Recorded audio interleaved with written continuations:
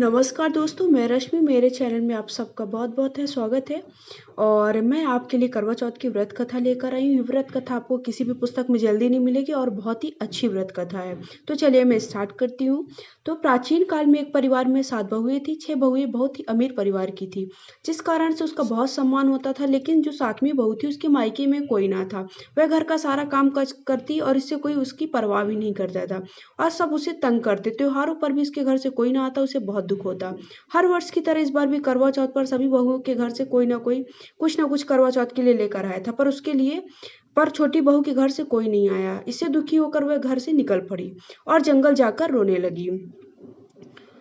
एक नाग उसका रोना सुनकर बिल से बाहर आकर उससे रोने का कारण पूछा। तभी छोटी बहू बोली, आज करवा चौथ है, मेरा कोई छोटा भाई नहीं है और जो करवा लेकर आता। नाग को उस पर दया आ गई। नाग ने कहा, तुम बहन चलो, मैं अभी करवा लेकर आता हूँ। थोड़ी देर में नाग बहुत सारा सामान लेकर उसके घर पहुंच गया। इतना सारा सामान देखकर परिवार वाले बहुत प्रसन्न हुए। खुशी होकर छोटी बहू को नाग के साथ देवता के साथ भेज दिया। नाग देवता को बहू को अपने महल ले गए और आराम से रहो ऐसा कह दिया। और एक बात याद रखना, सामने वाली नांद को कभी मत खोलना। उसने ऐसा बहू कहा।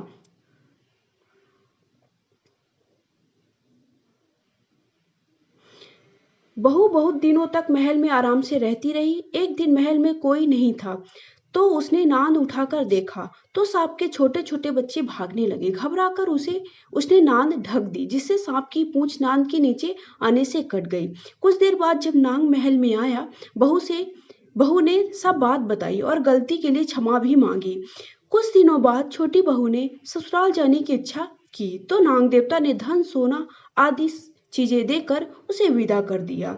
इतना धन देखकर ससुराल वाले भी उसकी बड़ी इज्जत करने लगे और पहले से की तरह व्यवहार करना बंद कर दिया और उससे प्यार से बर्ताव करने लगे। जिस सांप की पूंछ कटी थी सभी उसे पुचकटा कहकर तंग करते। एक दिन तंग आकर उसने अपनी माँ से पूंछ कटने का कारण पूछा कि मेरी पूंछ क्यों कटी है, ऐसा क्या हुआ। माँ ने कहा, छोटी बहू के नाद उठाने पर और घबराहट से रखने के कारण पूंछ कटी।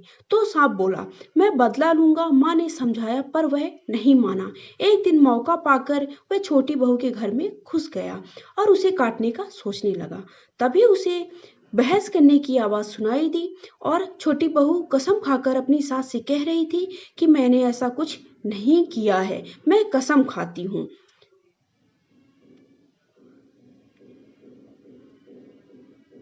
कि मुझे पुचकटे भाई से प्यारा कोई नहीं है। मैं उसे सबसे ज्यादा प्यार करती हूँ। मैं उसी प्यारे भाई की कसम खाकर कहती हूँ कि मैंने ऐसा कुछ भी काम नहीं किया है। पुचकटे ने सोचा कि मुझे इतना प्यार करती है और मैं उसे काटने के लिए सोच रहा था। ऐसी प्यारी बहन से कैसे बदला ले सकता हूँ।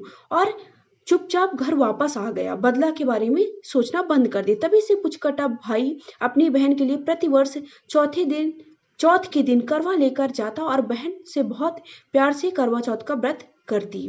तो करवा चौथ व्रत समाप्त हुई। अगर आपको ये व्रत कथा अच्छी लगी है तो प्लीज मेरे इस कथा को सबके साथ शेयर करिएगा और चैनल को सब्सक्राइब करिएगा। Thank you so much for watching my video.